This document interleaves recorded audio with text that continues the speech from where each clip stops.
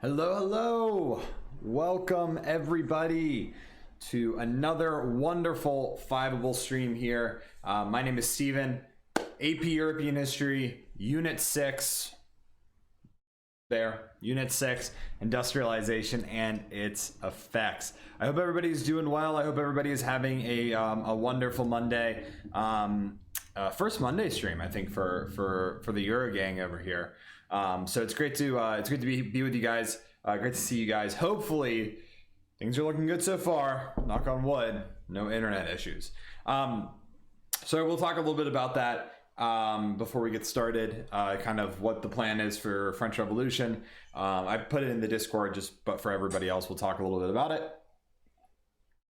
and then we'll get rocking and rolling. So the poll that I put up here, which I'll go ahead and show on screen, covering my wonderful face. The early French Revolution was mostly centered around the class conflict between the middle class and the nobility. True or false? This was something we did get to cover last week.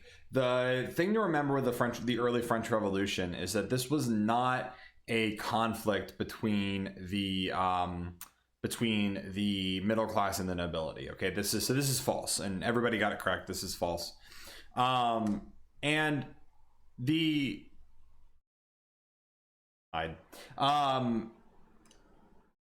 so the thing to kind of remember here is that the French Revolution really was centered around the issues that the nobility and the bourgeoisie had with the monarchy. The monarchy was portraying itself as being all powerful and all encompassing, and so for the issues to be existing in France, the financialist issues, the social issues, all of that kind of stuff, they pointed to the monarchy for that. They said, hey, it's your job to fix these problems, and the fact that you're not fixing these problems is just proving that you are not irrelevant, but certainly you're not doing your job. You're not doing your job by not fixing these, by allowing these problems to exist. And really, I mean, I don't want to say the monarchy was a scapegoat here, because obviously the monarchy played into a lot of these issues, but this was absolutely an opportunity for the nobility to try to get a little bit more power, for the bourgeoisie to get a little bit more power as well. And we know the first stage of the French Revolution, the only real people that benefited from the early stages of the French Revolution were these kind of these nobility, these nobles that wanted a little bit more power, or I guess didn't want any power taken away from them, and the bourgeoisie. So we did cover that in the French Revolution. Obviously, we didn't get far last week. We ran into some serious technical difficulties on my end. But the plan is, I think tomorrow is when I'm going to record it. Unfortunately, I didn't really have time this weekend, but I think tomorrow I'm going to record the full lecture, start to finish. And we're going to post that, I think, just on the CRAM page for AP Euro on the Fiveable website. So you guys can go back and watch it. And then if there's interest, I'm going to do a live Q&A on Discord, kind of just hitting some of the highlights. I can also just do something where you guys just ask questions on Discord and I'll answer them. Whatever is going to work best for people. I know that the French Revolution is kind of a tough and it's a large unit, and it's a lot of stuff to cover. But also, of course, my other plan is that when we get to the CRAM finale, which is going to be happening in, just a few weeks at this point, and I think we're 6 weeks away from exams. So we're like 6 weeks away from the CRAM finale. We're going to talk a lot about the French Revolution. I'll spend a lot of time going into detail. I'll spend a lot of time really hitting it hard. We have 5 hours, so we are going to really make good use of that time. Okay. Let me think.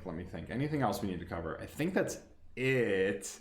So we are obviously, we're gonna be tackling Unit 6 under the assumption that we did Unit 5.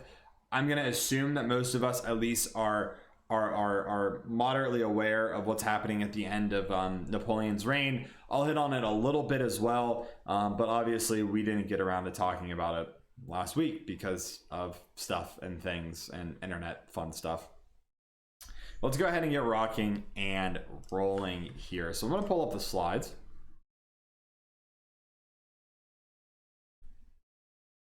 Boom chakalaka. And I am also going to go get a quick refill on coffee before we get started. We are now early enough. It's a 6 o'clock stream for me, so I can have a cup of coffee, late afternoon cup of coffee. It's very exciting for me. It doesn't get to happen that often where I get to stream and also have a cup of coffee. So I will be right back.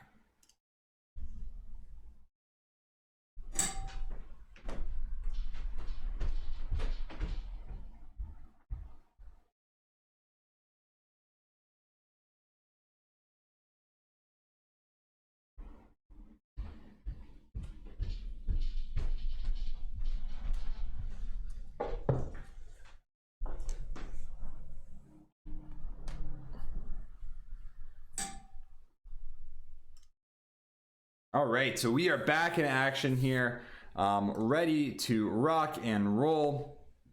Let me do this. Get myself situated here. All right, cool. Okay, so as always, throw up questions, any questions that you have in chat. I'm here to help you. I'm here to answer any questions that you have. This unit we can actually take a little bit slower. It's not quite as much stuff to talk about here, and we can kind of take our time with it, which is really, really nice. So if you guys have any questions for me, throw them in the chat, and myself or Charlie will answer them as best as we can. Okay, so as always, you guys know the drill. This is being recorded, so if you throw something in chat, if I say your name, responding to your question in chat, it's just going to be in there. So just a heads up for you guys.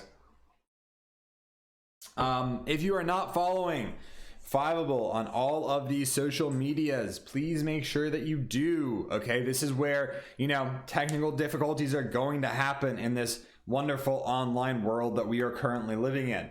All right, so in order to kind of be aware of what's going on, make sure that you guys are following Fiveable on Twitter, following Fiveable on Instagram and YouTube. Okay, one thing that Fiveable has been doing on Twitter that I think has been really cool is they're doing these Twitter threads where they're like, if you're taking this exam, check out this thread. It's got all of your information that you need for the AP exam, which is super awesome. I think it's a really, really great use of the platform, and so they post a lot of really good stuff.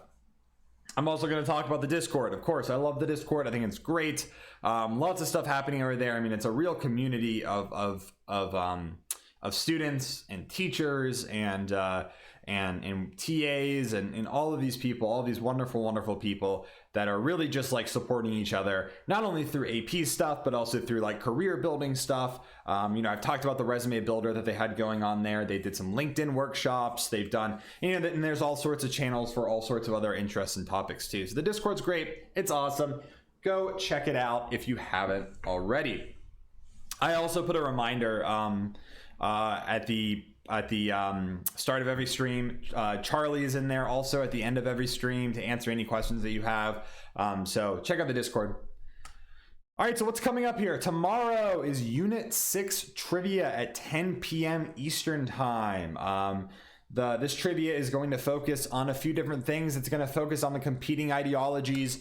It's going to focus on industrialization. And as kind of a little sneak peek for next week, it is also going to focus on a few questions on socialism, which we'll get into socialism and communism way more next week, but a little bit of kind of sneak peek. On the 28th, we have our Unit 7 CRAM session. That's Saturday at 1 p.m. A nice early stream for us, for the West Coast folks, and a kind of a nice early stream for us East Coast folks as well. All right, on the 29th, we have the day after, we have our trivia, and then Unit 8 CRAM is April 3rd, and then that month, that stream, we are pretty much almost exactly a month away from the actual AP exam, which is very, very exciting. So that's kind of our what we're looking like here for over the next few weeks. So you guys just make sure that we're tuning in, we're checking all that stuff out. And if you got any questions, hit me up in Discord, hit Charlie up in Discord, and we'll be happy to point you in the right direction.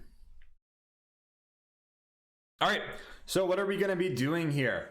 Guys, this is a really short, sweet, and to the point cram today, right? We're going to be looking at the Congress of Vienna and competing ideologies, and then we're talking about industrialization and the impacts of industrialization, all right? Which is really nice. We don't have too much crazy stuff to talk about. However, I do really want to take my time. Unit 6 is a unit that I think is kind of a sleeper unit. You know, it doesn't necessarily get the attention that Unit 5 gets. It doesn't really get the attention that units 8 and 9 certainly get. But I think this is kind of like our Enlightenment Scientific Revolution unit, right? This is like, it's not quite as long. It's not quite as like heavy in the content. But you know what? There's a lot of really important stuff that we're going to be talking about here, folks. And I'll make sure I hit that here as best as I possibly can. So let's start things off here with the Congress of Vienna and competing ideologies. All right, so the Congress of Vienna, we know, is what ends the Napoleonic Era in Europe. All right, the Napoleonic Era, which lasts from like 1799 to 1815, about a 15-year time span there. And the Napoleonic Era was really, I mean, a total whiplash of events, right? We start with the French Revolution that kind of predates it. And the French Revolution was pretty freaky to a lot of the absolutist monarchs who are like, we don't want this happening to us.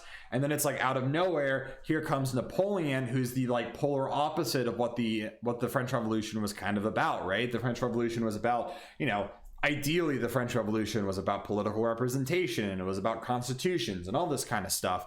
And then Napoleon is like, well, I'm going to declare myself emperor, and then I'm going to go try to conquer Europe. So that's what's happening over here. And it was a really big whiplash of events. And a lot of the governments, even the more liberal governments like Great Britain, are like, all right, well, that was wild and crazy and kind of sucked. So how do we make sure that that does not happen again? So with the Congress of Vienna, we see a lot of stuff happening here. All right. First of all, Napoleon and the French Revolution absolutely changed Europe entirely, right? The Napoleon and the French Revolution did way more than just like, you know, lead to death and destruction. It did way more than overthrow the French monarchy. It really showed that like a revolution not only could be possible, but it could be successful, even if just moderately successful. You know, there's this big question of, was the French Revolution successful? I always like to pose this question, right? How successful was the French Revolution? Was it moderately successful? Was it 100% successful? Was it a total failure? I mean, the reality is like the French Revolution is such a fun topic because you can debate these issues all day. There's some historians that are like, the French Revolution never really ended. It's still sort of going on. But the reality is that it changed Europe, okay? It totally changed Europe. And it's going to show that if the old school governments don't adapt in some way, they're going to get run over. They're going to get run over by a revolution, or they're going to get run over by another Napoleon. Now, the Congress of Vienna was all of the major powers of Europe getting together and trying to address this very question. And we know that it did a few different things, okay? The first is that their big goal was that they wanted lasting peace. I mean, this is really what they were looking for. This is really what they were trying to do, which is a really interesting thought in European history, right? Hey, maybe we shouldn't try to kill each other so often. Kind of a new and novel idea, right? But really, I mean, we think about the Congress of Vienna is going to assure that Europe doesn't really have a major conflict again until the Crimean War, which was the 1850s. I don't know the exact date off the top of my head. Don't hold that against me. Sorry, Crimean War. But in the 1850s, when the Crimean War breaks out, that's like the first major conflict since the Congress of Vienna. I mean, they achieve peace for 35 years or so. That's pretty impressive. They also look to strengthen some sort of like traditionally weaker countries. These are especially border countries like Switzerland and border countries like the Netherlands. They want to make sure that these are kind of in a really kind of messed up way serving their purpose as border countries, right? Where they are there to make sure that like a France doesn't get too powerful ever again. But then also the big thing is that they want to get Europe back to pre-French Revolution. Now, what does that mean? What that means is that they want their conservative absolutist kings back in charge. And you might be thinking, but isn't that kind of like feeding into future revolutions? In a lot of ways it is. Okay, I mean, this is kind of one of the really interesting things is that in a lot of ways the Congress of Vienna was really, really progressive. It really focused on not putting too much of a burden on France, right? They didn't want all of the war debt going on France like the end of World War I, right? If we know anything about the end of World War I, we know that Germany gets slapped with pretty much all of the war debt and the war guilt clause. You know, this is 100 years before the World War I, but they already were thinking about this idea of retribution, and they don't want France to, eventually grow in strength again and seek revenge for the horrible way they were treated at the Congress of Vienna. They don't want that, so they really treat France pretty fairly. But then they say, we want conservative monarchies in power. We want to make sure that conservatives stay and retain power, and we'll do it through any means necessary. So really, the 1800s is not necessarily an era of mass conflict between countries, but it is the era of revolutions. The 1800s experience probably more revolutions, per century than any other century in history. And a big reason for that is because conservatives maintain and hold on to power as hard as they possibly can. Now, another thing that we're going to see pop out of the Congress of Vienna is the Quadruple Alliance. And the Quadruple Alliance, which is also sometimes called the Concert of Europe, is just it's an alliance, but not a military alliance. It's more of an agreement between the major powers of Europe that say, hey, we're going to get together, we're going to talk to make sure that no major conflict breaks out between us. If Prussia has an issue with Russia, we're going to try to work to figure that out. They eventually are going to let France join, so it's going to be the Quadruple Alliance plus France in 1818, and this kind of had like a 25-year expiration date on it. It was like after 25 years, it's going to dissolve naturally, and that will be that. And it's kind of a shame that they let it dissolve naturally, right? Because 10 years after it dissolves, the Crimean War breaks out, 10 years after it dissolves, the Crimean War breaks out. So, what would have happened if the Quadruple Alliance had stayed in place? Who knows? We also see kind of these other smaller alliances. I like to mention the Holy Alliance. The Holy Alliance was an alliance between Austria, Prussia, and Russia, kind of under the guise of protecting Christianity in the East. You'll see it pop up from time to time on the AP exam. I like to just mention it so it's on your radar, but it's not nearly as important as the Quadruple Alliance. Now, one thing that we do see emerge, and this is really what I want to focus on, is these major competing ideologies. They start to pop up they start popping up in the early French Revolution, but they're really going to take center stage in the 1800s. And these three competing ideologies are conservatism, liberalism, and nationalism. These are like the three biggest isms or ideas that emerged during this time period. Now, you might have learned about the 1800s as the age of isms. In the chat, if you guys want to throw in, what are some other isms that pop up in the 1800s? Some other isms. We have liberalism, conservatism, and nationalism being the biggest ones, but we have a lot of other ideas and ideologies that kind of start to develop throughout the 1800s. And these are definitely the biggest three. These are the ones that a lot of other ideas are going to be based around. These are the ones that really kind of do the most work in regards to like changes happening throughout the 1800s. one of the big things I want to hit is that these are not new ideas. These are not new ideas. These are ideas that had really been developed from the start of, like people thinking about themselves and their government, right? Liberalism, we'll go through all of these individually, but liberalism is stuff like constitutions and representative governments, right? That's the kind of stuff that you have people like Voltaire and Locke talking about, right?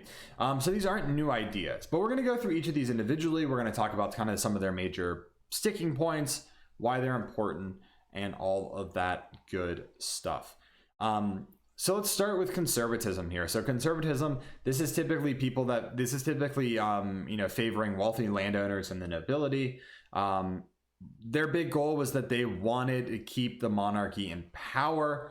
And really these guys, the conservatives, are going to remain in power for like the entirety of the 1800s. I mean, the conservatives are really going to hold on tight to the power that they have.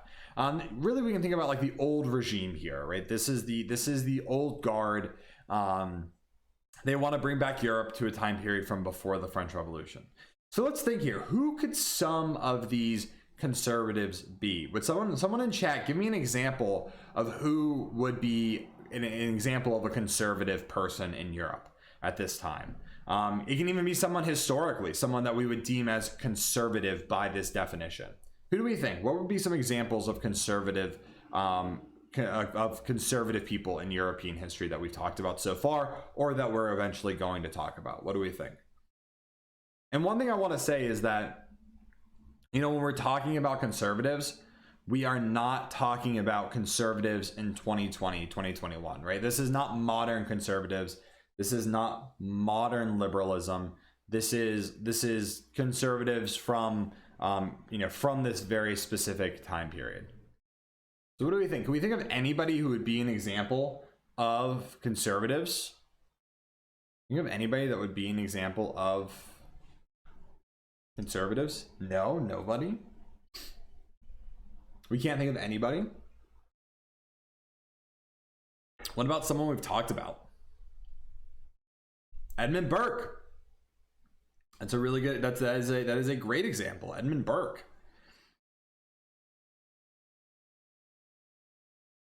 Metternich, yes. Charlie beating me to the punch. We will talk about Metternich. Edmund Burke is also another very good example. Yep. Clemens. Otto von Bismarck. Robert, really good thought. Otto von Bismarck is like my favorite example of conservatism. Otto von Bismarck is going to actually kind of reinvent what conservatism is in Europe. He is a perfect example of late 1800s conservatism. Yeah, that's great. Really good thought. Yeah, and the reality, and really, I think a really good way to kind of like, because one of the things that College Board wants you to do is they want you to be able to like think about history not from specific units or like specific chapters, but how can we view history by taking a step back and looking at the big picture.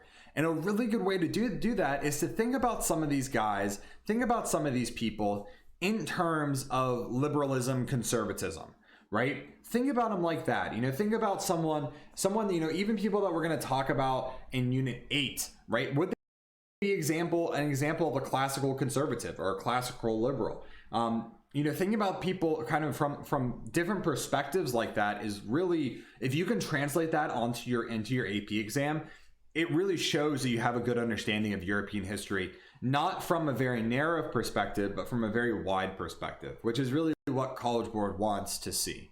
Okay, we'll talk about a lot of this stuff when we talk about, and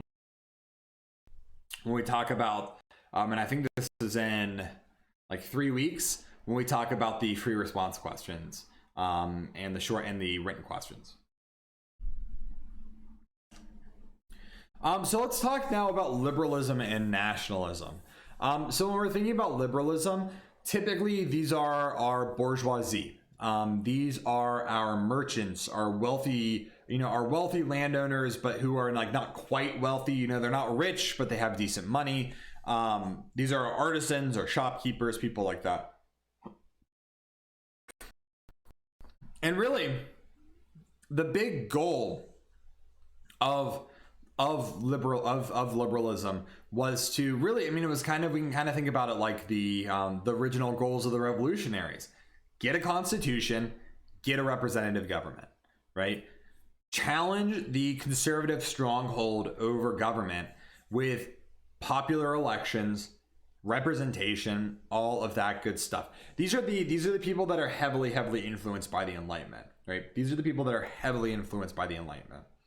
And we can kind of think about like the bourgeoisie of the French Revolution. All right, these are our classical liberalism. Now, these are not members of the lower class. Members of the lower class and like the peasantry, it's really hard to pin them down in terms of their political beliefs, because a lot of the peasantry are actually probably and a lot of the working class, you see a lot of divide. Maybe if you're an educated member of the working class, you're going to be liberal, but there is going to be this void of like liberals aren't necessarily working with the lower classes of society. So when we talk about the development of socialism, they kind of fill that void.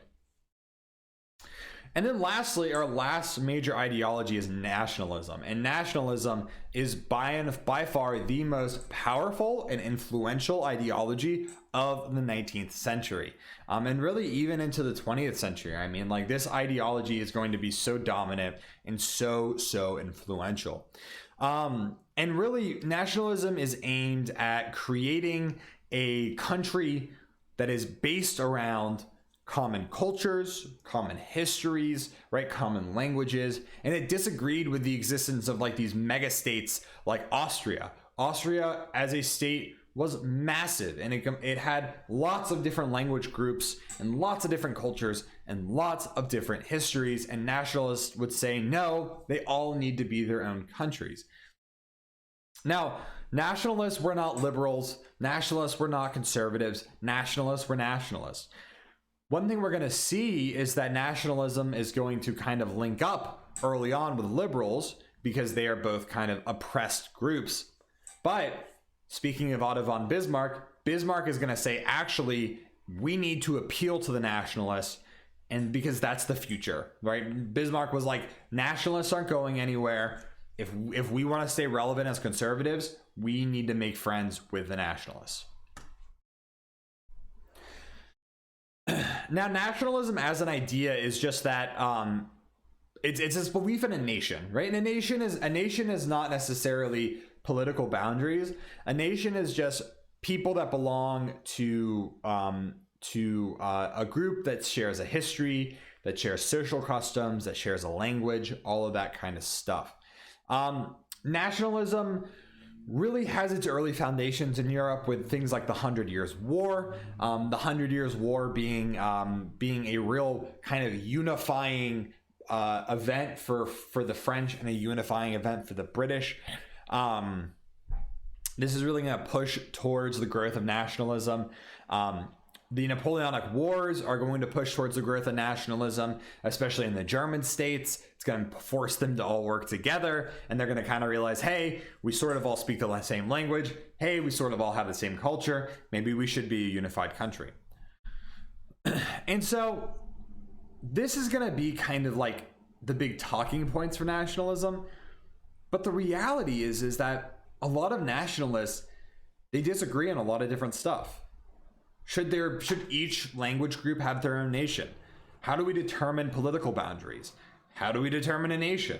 How do we determine all of this stuff? And so there are going to be some serious disagreements between nationalists, which is sort of why it's sort of why they don't become this big cohesive group. It's sort of just like a going trend that takes over throughout the 1800s. So this is a really good map to sort of show why nationalism becomes so relevant. So this is a map of the Balkan states. We can see Turkey, we can see the Ottoman Empire, and this is divided up by language groups. and by nations, right? By national groups.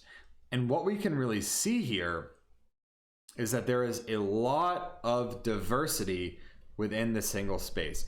And the Balkans are going to be such a hotbed of nationalistic activity, more so than really anywhere else in the rest of Europe. And it's because of reasons like this, right? Because of just how diverse the Balkans actually are.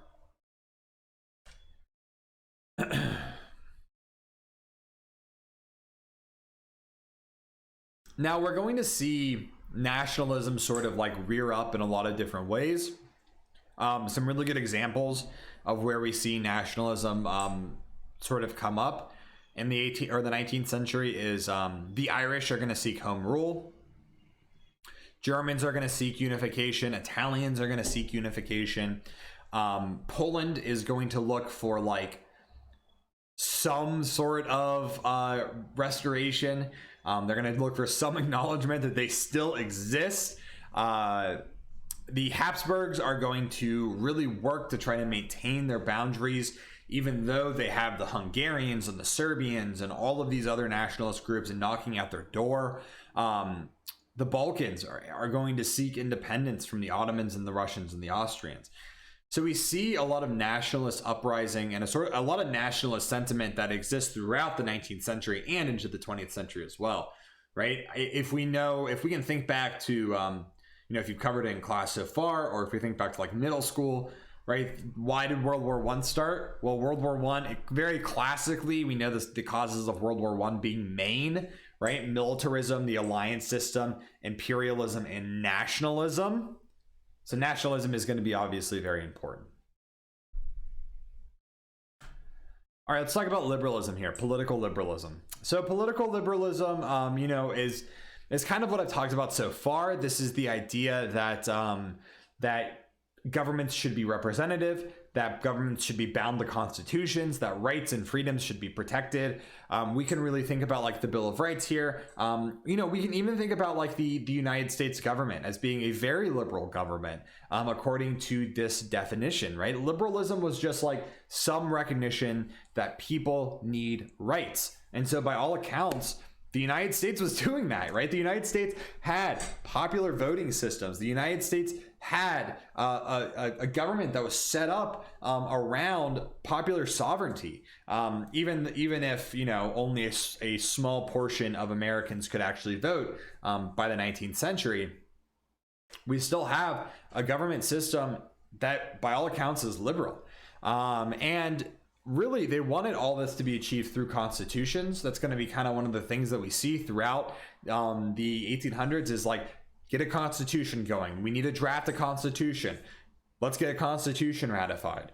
And that was really how liberals saw change happening. Now, like a lot of groups at this time, liberals are going to disagree on a lot of different stuff. And that's really one of the things that holds them back, is that liberals can't agree on how to actually go about achieving these constitutions. Is it done peacefully? Is it done forcefully? A lot of liberals were scared of the French Revolution and the radical phase of the French Revolution. So how do we achieve a constitution? How do we achieve all this stuff? So sort of like nationalists, liberals don't agree on everything. Now, what about their economic policies? Well, liberals are going to be way more capitalistic. They're going to be like Adam Smith's laissez-faire economics, right? Pure, unadulterated, free markets, right? That's what they want. They want the free markets. And really, they look at like the mercantilist style of economics, and they're like, that's so outdated. It's so just like problematic and bad, and it's just going to cause problems, and it's not going to allow for economic growth, and it's only going to keep this small minority of people rich and everybody else poor. Now, of course, we know that capitalism is also going to come along with a lot of these problems too, but it at least was not nearly as restricting as mercantilism is. And so they were absolutely capitalist. Liberals were free markets all the way.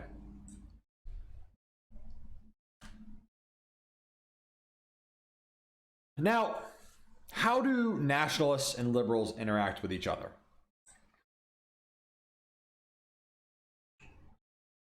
It's a really important question to talk about because, as I said, liberals and nationalists are not necessarily, going hand in hand here. There was a lot of very conservative nationals or nationalists, I guess I should say.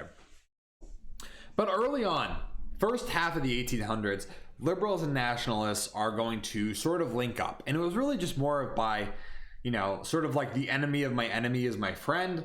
Nationals were being targeted by conservatives in the same way that liberals were being targeted by conservatives.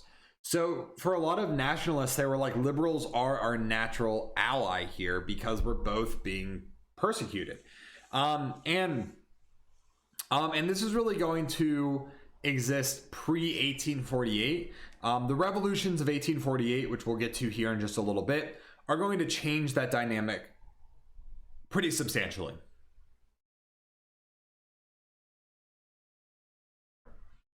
But really, we do see kind of some common goals that they have. First of all, they just think that any change will be positive change. They don't agree that things should stay stagnant, right? They are also going to be united by common languages. Liberals certainly would share some nationalist tendencies. But really, after the revolutions of 1848, things are going to switch. Things are going to change, where nationalists are all of a sudden going to start allying themselves with the conservatives. Or I guess I should say conservatives are going to ally themselves with nationalists in order to remain and stay in power. So speaking of conservatism, let's talk about some prominent conservatists. The thing to remember about conservatism is that they don't ever really go away. They stay in power in Europe for the entirety of the 1800s. You see pockets of liberals in charge and liberals sort of like taking command, but for the most part, conservatives stay in power, and they're an incredibly dominant and pervasive idea, and really they are able to retain power for the entirety of the 1800s. It's really not until after World War I that we see the creation of states like the Weimar Republic.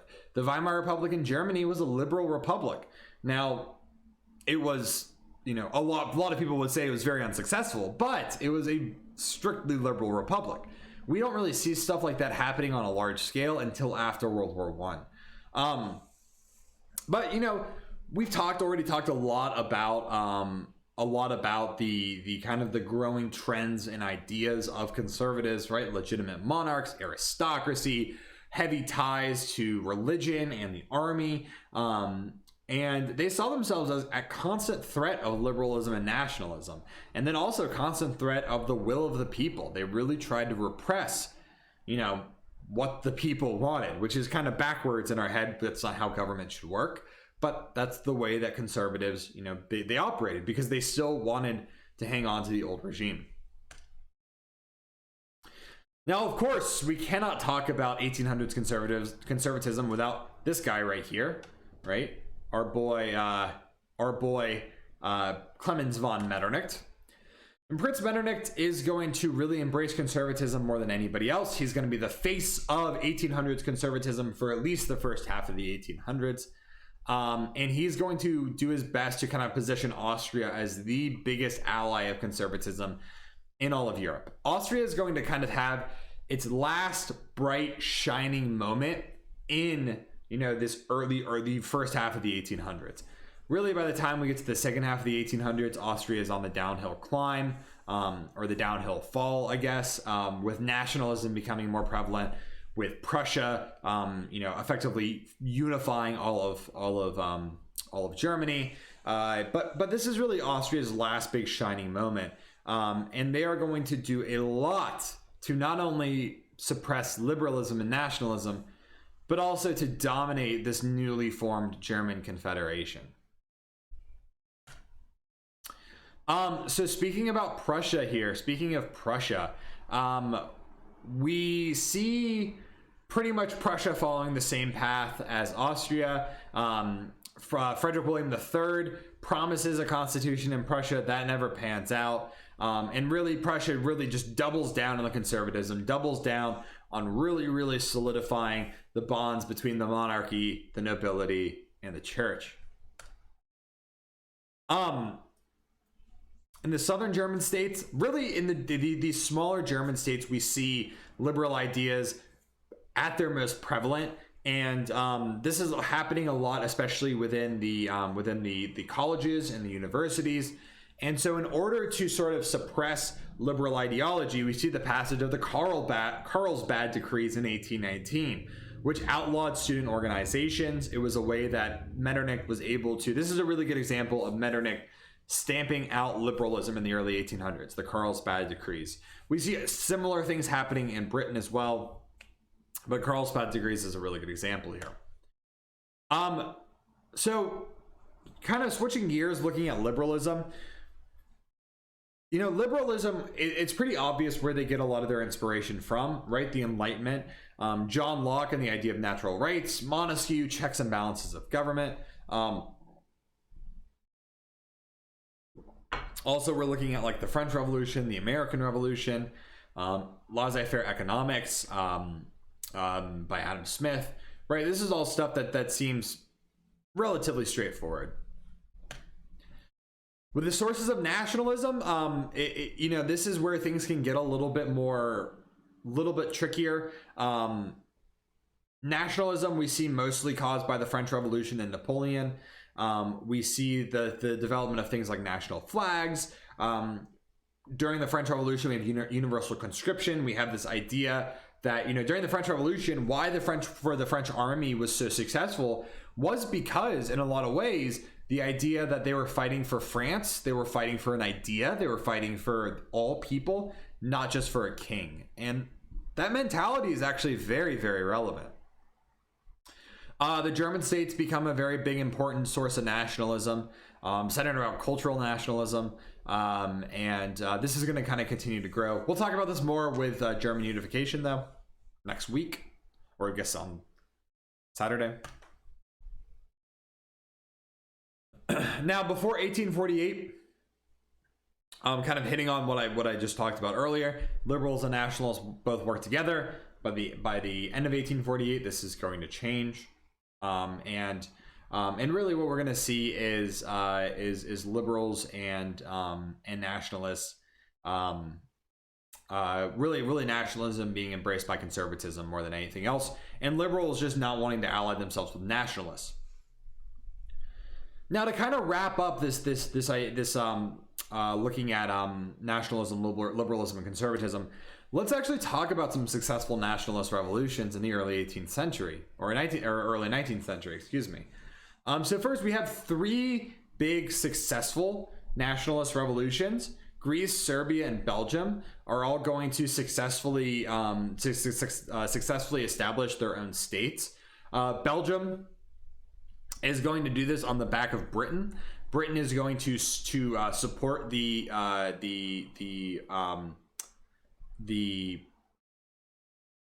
nationalist, the creation of the Belgian state. I don't know what I was trying to say there. The creation of the Belgian state. Serbia is also going to be supported by the European powers and create their own state. And the same thing is going to happen with Greece. Now, it's important to understand why these nationalist revolutions and uprisings are successful. And a big reason is because, one, European powers viewed these states as buffer states. Serbia buffered the Ottoman Empire. Greece buffered the Ottoman Empire. Belgium buffered France and eventually Germany, Prussia at the time. Right? So for a lot of European powers, these are buffer states. These are states that are going to probably serve more of a purpose in keeping balance of power than really anything else, right? Major European states could care less about their nationalist wants and desires. Really, they really just cared that they were buffer states. There was also a little bit of ethnocentrism happening as well, especially with Serbia and Greece, right? These were absolutely anti-Ottoman Empire, right? This is weakening the Ottoman Empire, which was an Islamic empire. And so for the Christian states of Europe, they saw this as as a win. Okay. Now Spain is going to experience a very brief nationalist uprising. It doesn't work. It doesn't pan out. It is stomped out pretty quickly by France, who saw France and other European powers saw it as a direct threat against them and their conservative stability. So we do see some general nationalist success with a little bit of failure along the way as well. Which brings us to sort of our last big topic of nationalism, and that is the revolutions of 1848. The revolutions of 1848 are these series of like dozens of revolutions that break out across the entirety of Europe for a variety of different reasons. Bigger picture, these are inspired by nationalism and liberalism. Okay, this is, kind of like nationalism and liberalism boiling over, and they take place in a lot of really big hotspots: France, Russia, the German states, Austria, right? These are all big spots of where nationalism and liberalism are oppressed, and we're going to see the uprising take place there. And the causes of these revolutions are a lot of different things, right? These are not just like the wants and desires of liberals and nationalists.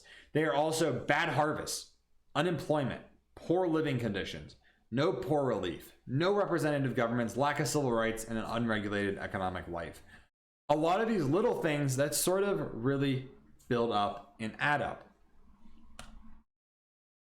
Now, when looking specifically at nationalism and then the lasting impacts of the revolutions of 1848, is nationalists really played a very big important part, especially when it came to like unifying a lot of these big language groups here, or a lot of these common language groups. So like Germany, for example, Germany is like 2 steps away from unifying during the revolutions of 1848. It ultimately fails, but they come really, really close. But also another thing that we see is that a lot of nationalist groups actually clashed with each other during the revolutions of 1848. Again, talking about how there was really no cohesion, there was really no like how should these nationalist revolutions actually play out? There was no agreement on that. And so there was a lot of argumentation between different nationalist groups. Now, generally speaking, talking about the revolutions of 1848, they are a failure. They fail spectacularly. And a big reason is because there was no cohesion. There was no general sense of unification. There was no sense of like, what the heck are we even doing here? So because of that, because of the lack of unification, they fail. But the impacts of the revolutions of 1848 is really that the conservative monarchies that stay in place are just like, holy cow. If that was a failure, we don't want to see what a success is. Like the next time this happens, it's going to succeed and we're all probably going to be dead. And so we start to really see the conservatives rethink and reshape what conservatism actually is. We also see liberals in the middle class abandon the working class, because the working class really started to embrace a lot of these nationalistic tendencies that the liberals didn't like. And so we do see liberals start to drift away from the working class. So we'll return and talk about a lot of these big ideas next on Saturday when we talk about Unit 7. But for now, let's switch gears just a little bit. And let's talk about the glamorous and glorious agricultural revolution. Not quite as glamorous as the French Revolution, but very important nonetheless.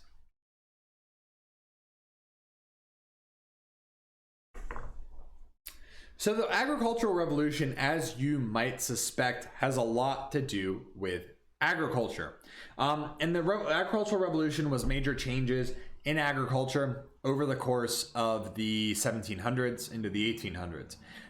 This was really focused on new changes in farming techniques, new technologies in crops, a lot of crops coming from like the Columbian Exchange, and then transforming rural lands into large commercial farmlands.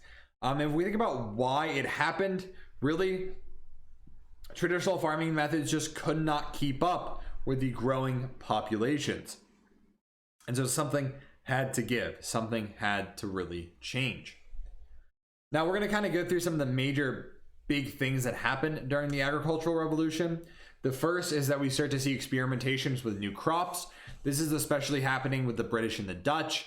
They start growing clover, turnips, legumes. Clover is obviously not being eaten by people. Turnips really aren't being eaten by people either. But really, this is all stuff that livestock are going to be eating. And guess what? They actually leave a lot of really good nutrients in the ground when you grow them. So what this is going to allow for is that you could have soil that's used season after season as long as you replenish it with these clover or turnips or legumes. It also allowed for more livestock, right? You didn't have to kill your livestock in the winter because you didn't have enough food. Now you've got a surplus of clover and turnips that you can feed your livestock throughout the winter. You also see new technology, things like the seed drill invented by Jethro Tull, Charles Townsend experimenting with crop rotation, allowing crops to grow more reliably. And then, of course, the enclosure movement is going to be really, really important here too. The enclosure movement is going to see land being closed off with large fences, and then this land being controlled by wealthy landowners. What this is going to really do is it's going to push people out of traditional farming land and either into the cities or into the cottage industry. And so the enclosure movement, kind of like the way that we can think about it, land is going to be controlled by less people. Families are going to lose their traditional farming land, and they're going to look to find new ways to make money. So we see the cottage industry, and this is kind of like the pre-industrial revolution. This is people producing stuff from within their own homes. We're going to start to see a mass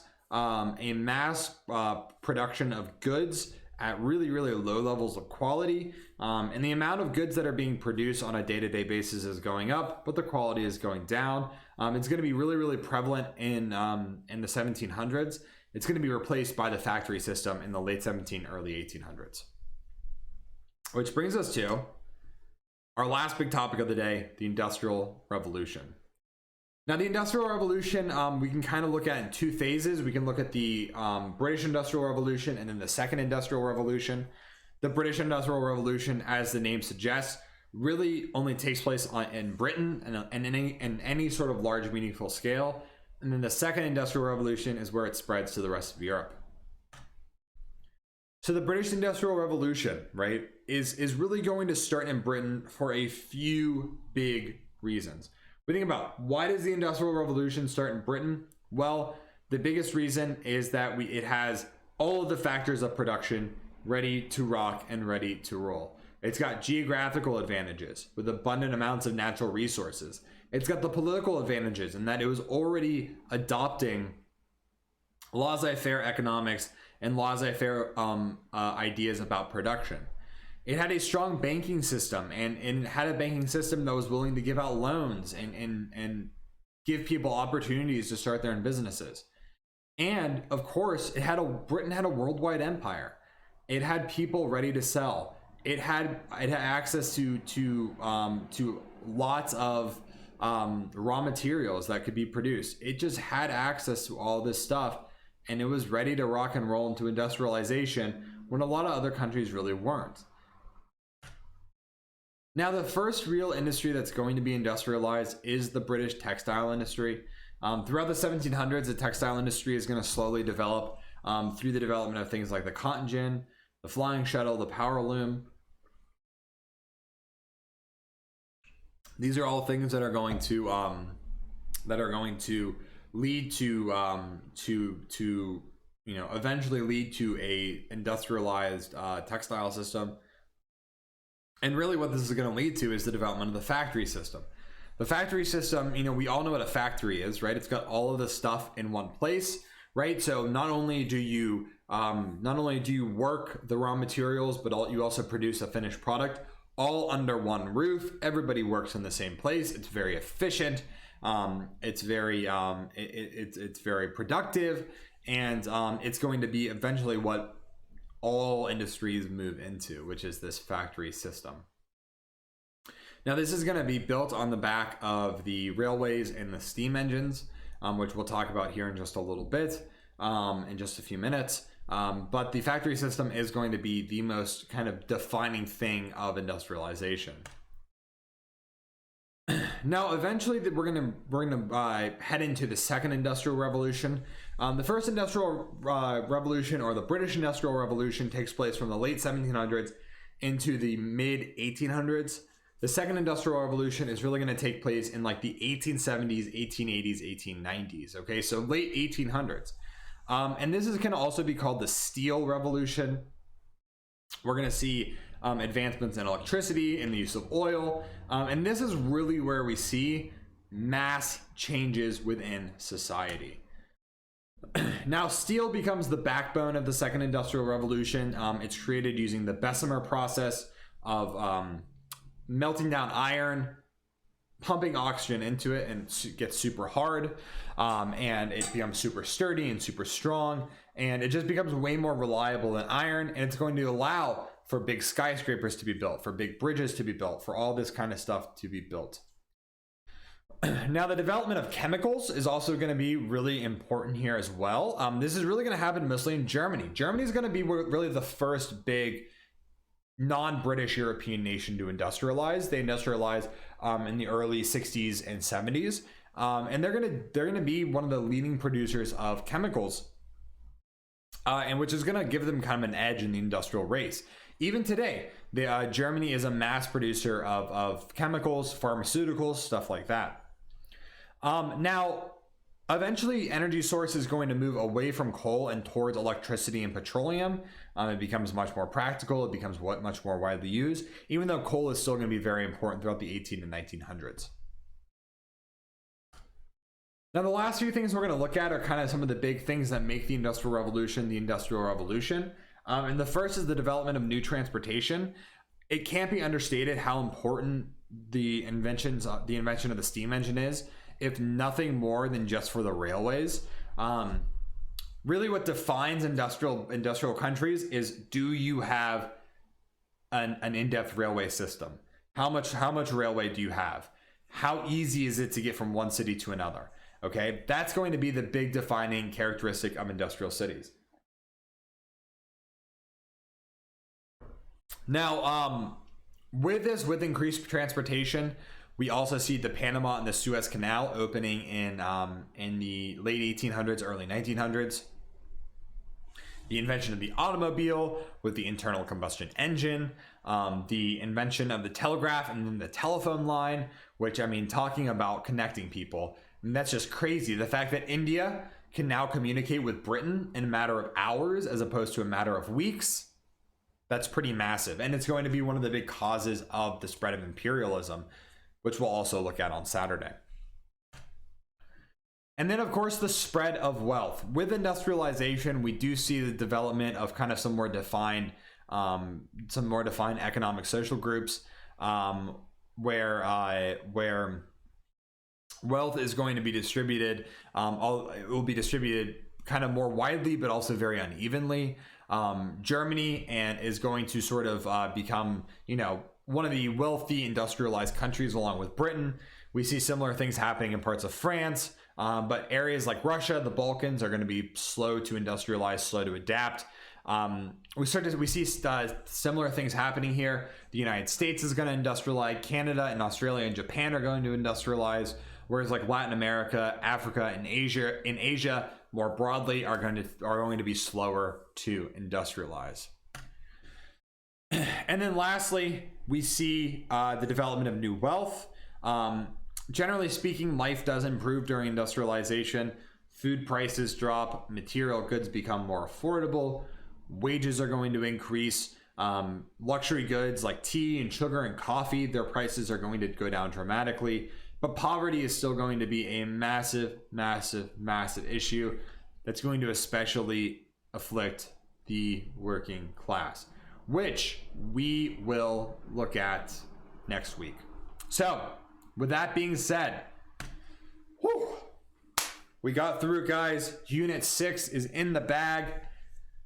Right on time, 7 o'clock. Incredible. Thank you guys so much for tuning in. If you have any questions, keep the conversation going in Discord.